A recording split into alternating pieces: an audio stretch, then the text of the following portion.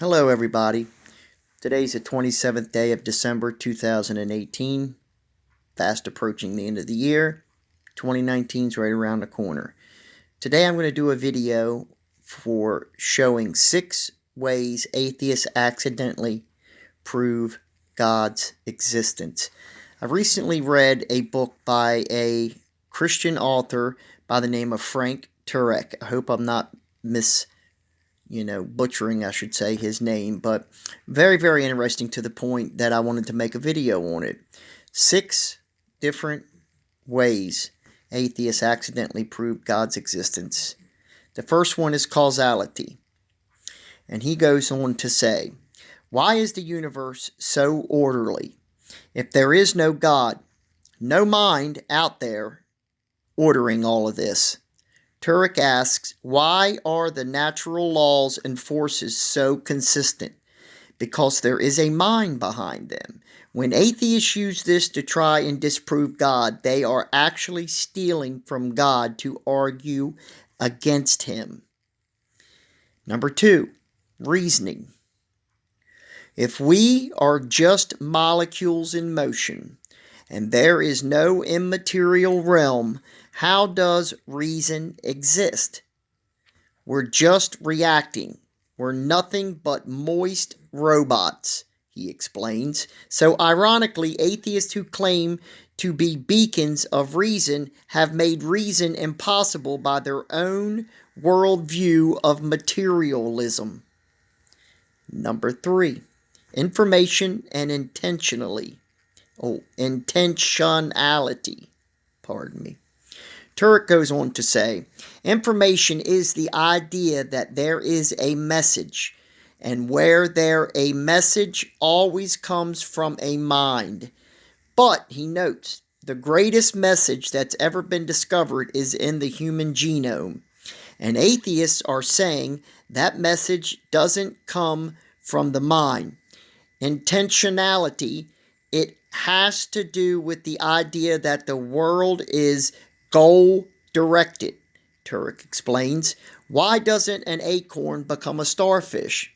Because its goal directed to become an oak tree. Why do the planets go around the sun? Because of gravity. Yeah, but why is gravity doing what it does?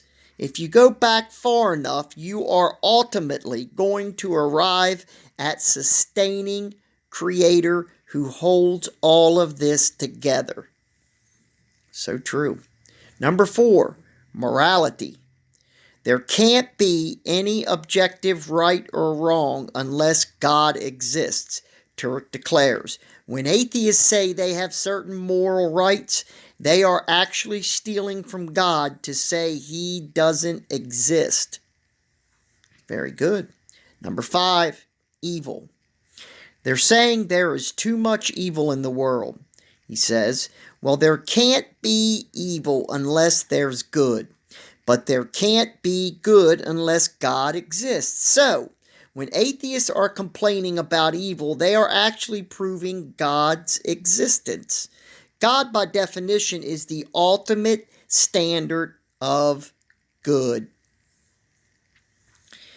And the last one, and it's probably an atheist's favorite fallback to what they believe, and that is science. And one of the ones they put up the most for the science is Bill Nye, who does not believe in creation. He's on television a lot, and he debates, Ken Ham. He's debated a lot of guys over the years, and he is one of their top guys as far as number 6 goes in science. The atheists are saying we are the champions of science. Science is impossible if atheism is true. Turek says, if materialistic atheism is true, and we are just moist robots, then we can't really know anything about the real world. We can't depend on the cause and effect nature of reality because there is no mind behind it. Turek notes that if atheism is true, we have no warrant to believe anything we learn from science. You know what makes science possible? God. So when they are doing science, they are actually stealing from God in order to argue against Him. 6 reasons where atheists accidentally prove God's existence. Now, I am sure, beyond all doubt at all, that I am going to get many, many comments on this, because every time I do a video about atheism versus creationism versus me believing in God, I always get the most comments, and I have the most deletes that I have to make. Not because I don't want to listen to what people say, it's because those are the ones I've received the most hatred on. I recently got some comments from some people that atheists don't hate Christians. Atheists don't hate Jesus or God. That what I'm reading, or the comments I'm receiving, is not from atheists, it's from trolls. I got a few of those. Well, I answered them back as best I could. And I find often when I try to discuss anything about Christ, God, the Bible with an atheist, I find that they become very agitated, and usually within a short period of time they revert to name calling. You're a Jesus freak, just whatever. Now, of course, I am not going to sit here and try to claim every atheist I've ever spoke to has done this. No, I'm not trying to say that all atheists are this way, so no need to comment about that below, because that's not what I'm saying. But I have ran into a very large number. I have debated atheists for my entire Christian life in one way or another, even before the internet. I had friends that didn't believe in God, and I always believed in God, so I would have to, make my points with them.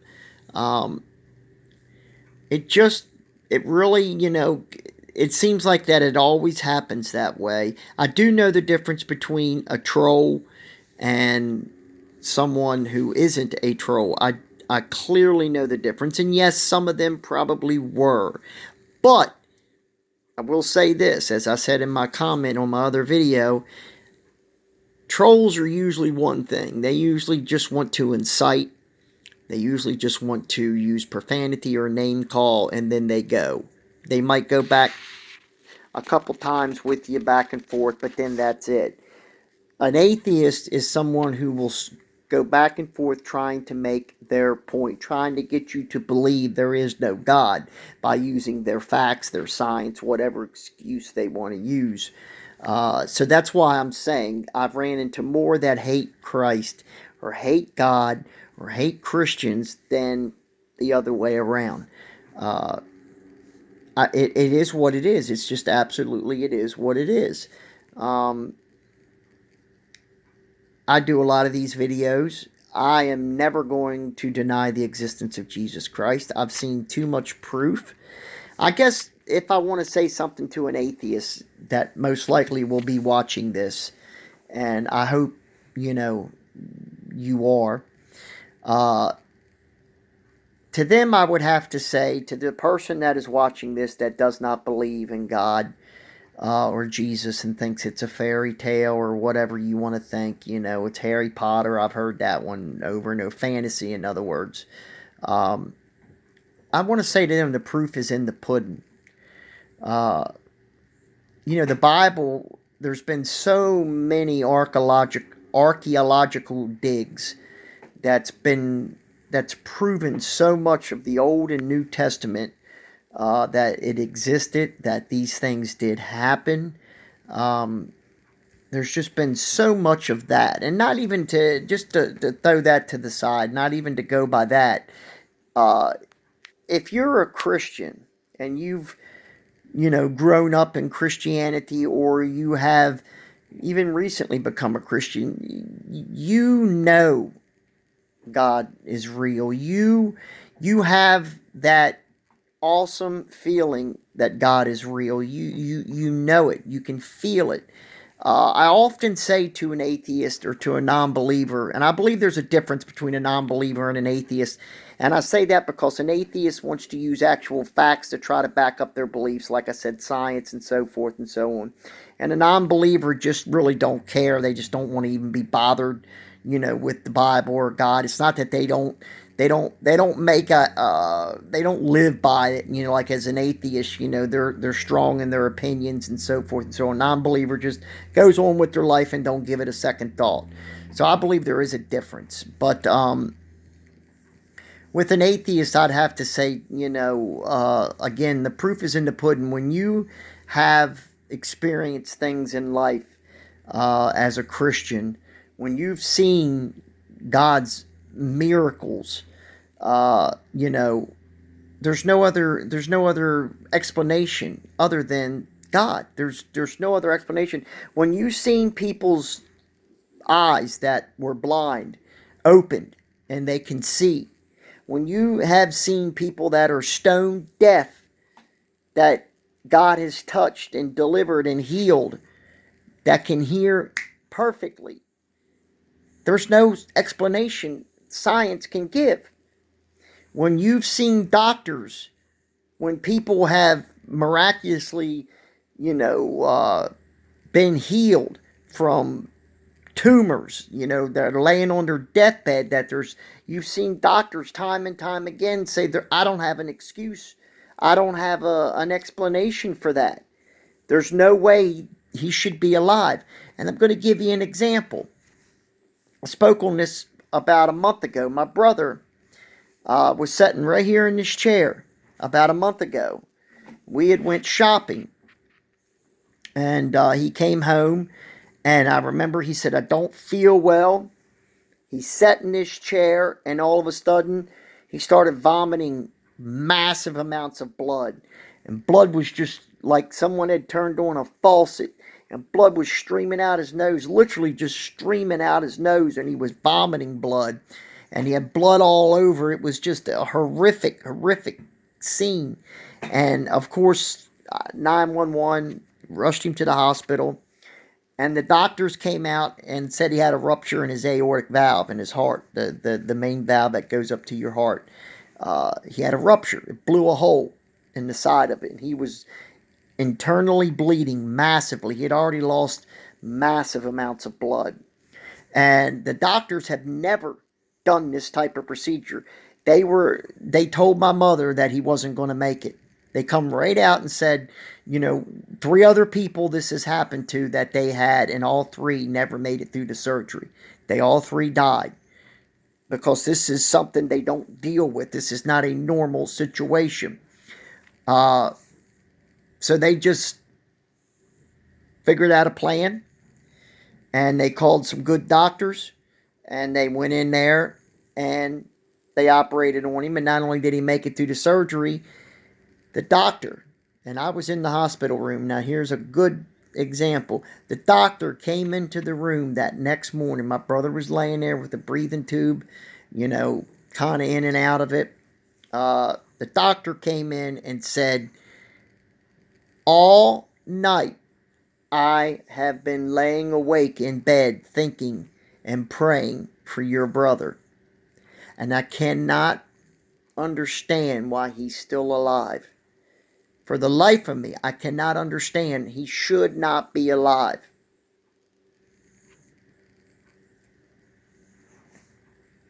See, that's what I'm talking about when you're talking about undeniable proof. Now, you might, as an atheist or non-believer, say, oh, well, it just wasn't, science did something, it was okay, whatever. I was there. I saw it. Okay, I know. He had no chance. The other 3 people they had that same thing happened to never even made it through the surgery. They all died on the operating table. Not only did my brother make it, he's out playing with my dogs out in the field as well as can be.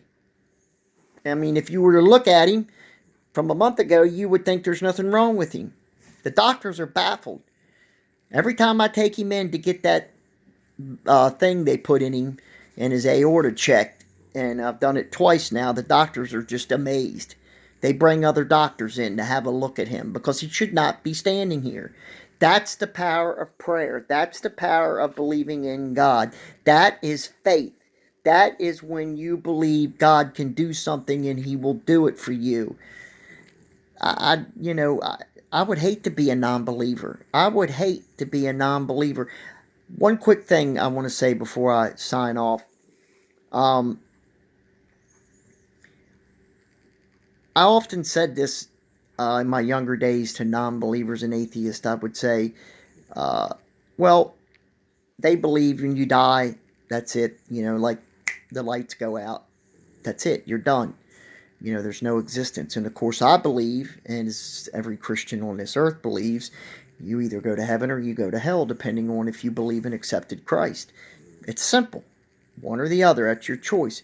I'd often say to them, I'd say, listen, if you're right, meaning there's no God, there's no Jesus, none of this is real, and I die, my lights go out, no more existence, that's it. No harm, no foul, it's over. Right? But if I'm right,